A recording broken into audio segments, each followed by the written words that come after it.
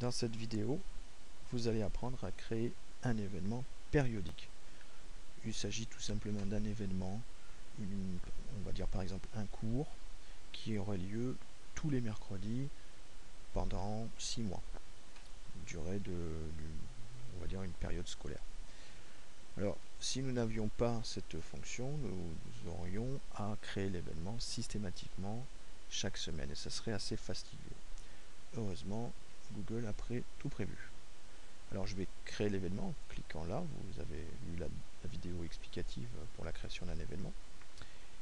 Et je vais simplement créer le premier événement de la périodicité voulue. Disons qu'il s'agit d'un cours de Taizo ayant lieu à Dardilly.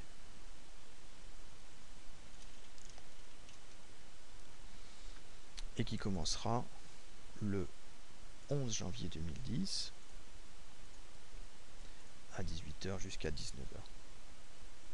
Maintenant, je vais m'intéresser à cette fonction qui est la périodicité. Alors, un événement habituel est un événement ponctuel. En revanche, ce qui peut m'intéresser, c'est justement de créer une périodicité, ce qui va concrètement créer autant d'entrées dans le calendrier qu'il y aura eu de fréquence du cours. Alors, on va imaginer donc que ce cours a lieu toutes les semaines. Donc, le 11 janvier tombant un lundi, le cours sera répété toutes les semaines, systématiquement, le lundi. On peut aussi modifier la périodicité par semaine en faisant, par exemple, en décidant de faire un cours toutes les 2 semaines ou toutes les 3 semaines, etc. etc. Je vous laisse découvrir les fonctions, les différentes options.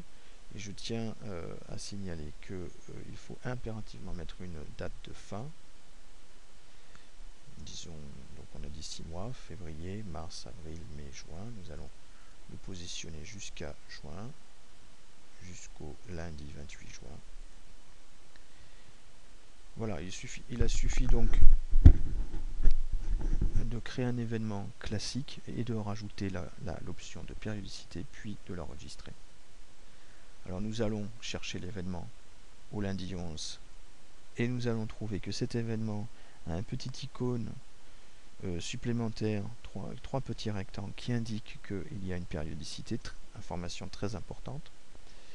Et nous allons donc, en nous déplaçant dans chaque semaine, constater que l'événement a bien été créé pour chaque semaine.